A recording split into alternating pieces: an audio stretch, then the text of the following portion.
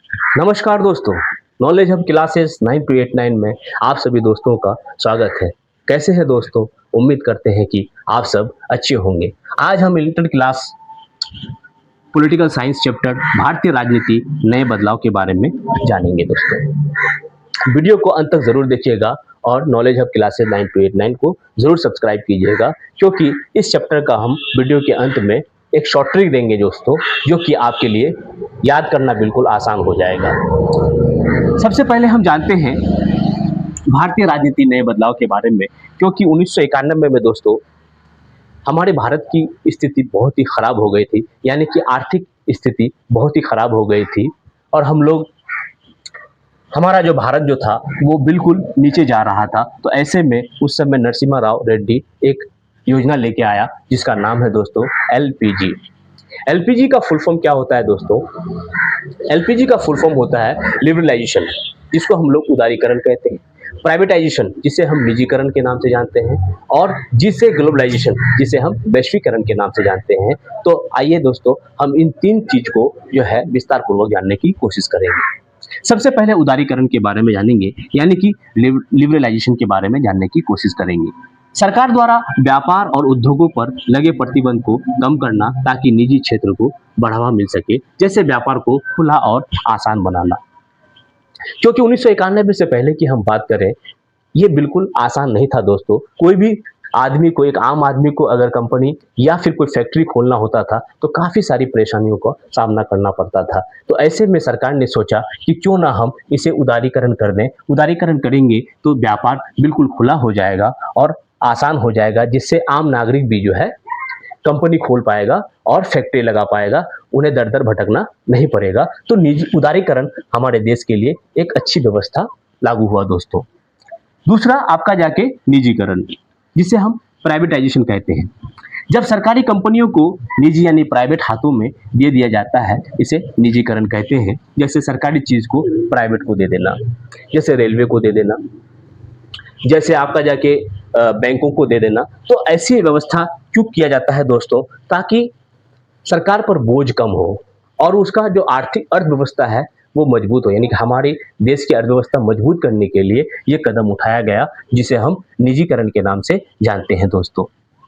उसके बाद हम जानते हैं वैश्वीकरण के बारे में। वैश्वीकरण क्या है? जिसे हम ग्लोबलाइजेशन कहते हैं।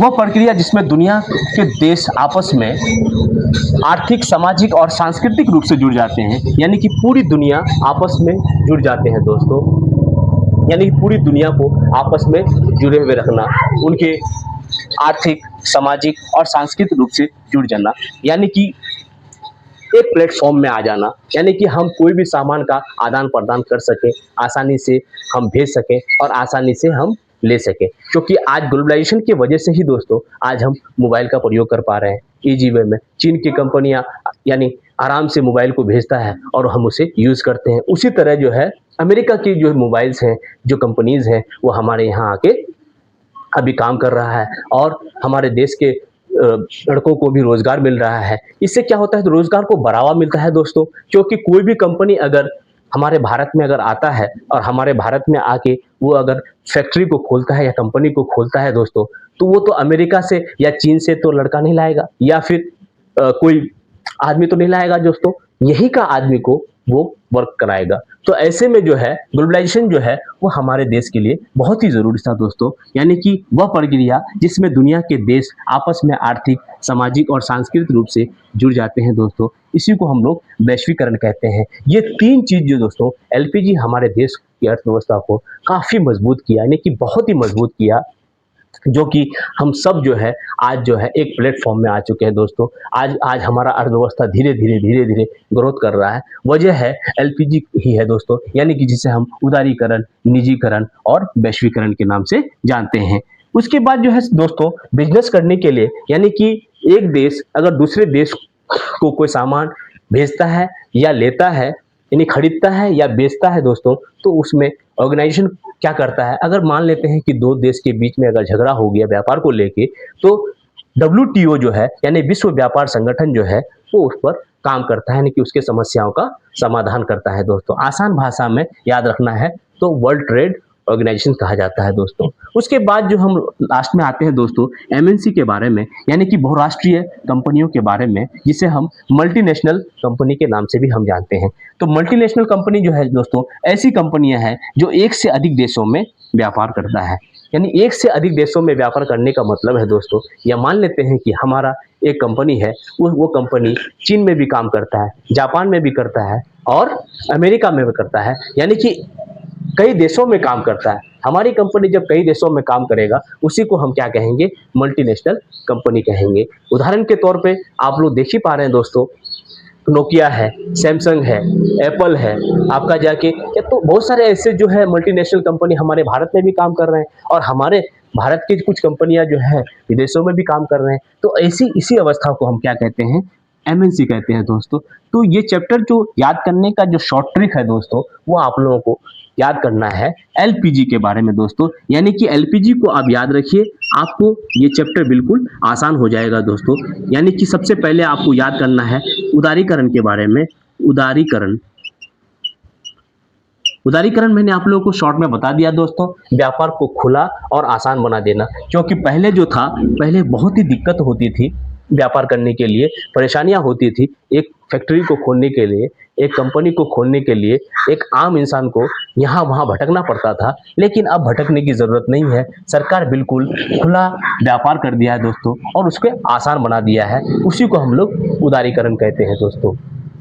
दूसरा, निजीकरण। निजीकरण का मतलब ही होता है प्राइवेटाइजेशन, जिसको हम लोग कहते हैं निजीकरण।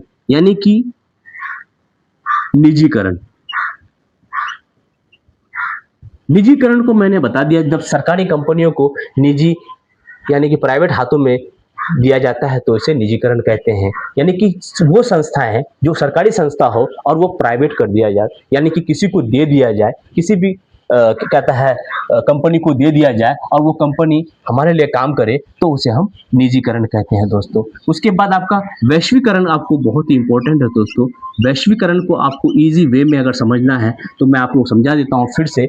वह प्रक्रिया जिसमें दुनिया के देश आपस में आर्थिक, सामाजिक और सांस्कृतिक रूप से जुड़ जाते हैं, इसी अवस्था को हम वैश्वीकरण कहते हैं दोस्तों। यानी कि पूरी दुनिया को एक प्लेटफॉर्म में लाके खड़ा कर देना। व्यापार के सिलसिले में अगर देखा जाए, पूरी दुनिया आपस में आज की डेट में जुड़े हुए हैं दोस्तों। इंटरनेट, आप इंटरनेट को ही ले लीजिए। आज अगर इंटरनेट है तो पूरी वर्ल्ड को यानी कि पूरी दुनिया को हम आसानी से समझ सकते हैं, आसानी से पढ़ सकते हैं।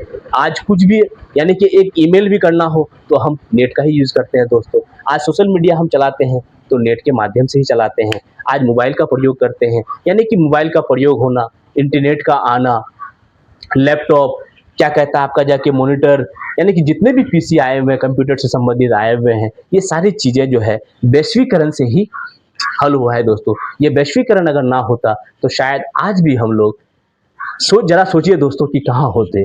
क्योंकि आज हम लोग एंड्रॉयड का यूज़ कर रहे हैं, आज हम लोग जो है इंटरनेट का आसानी से यूज़ कर पा रहे हैं। यहाँ तक कि कोई भी चीज़ का अगर जानकारी हम प्राप्त करना होता है तो हम गूगल के माध्यम से आसानी से प्राप्त कर सकते हैं। यानी कि एक तरह से गूगल भी जो है हमारा वैश्वीकरण ही है दोस्तों। इंटरनेट भी है जो हमारा वैश्वीकरण ही है।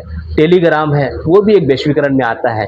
फेसबुक, ट्विटर, इंस्टाग्राम, यानी कि सोशल मीडिया के जितने भी ऐप है दोस्तों, ये सारा क्या है, ये सारा वैश्वीकरण के अंतर्गत ही आया हुआ है। तो वैश्वीकरण हमारे लिए बहुत ही, हमारी जो अर्थव्यवस्था है दोस्तों वो मजबूत किया है। तो ये वीडियो जो है दोस्तों आप सबको कैसा लगा कमेंट में राय जरूर दीजिएगा। और मुझे नहीं लगता है कि कोई कन्फ्यूज़न रहा होगा।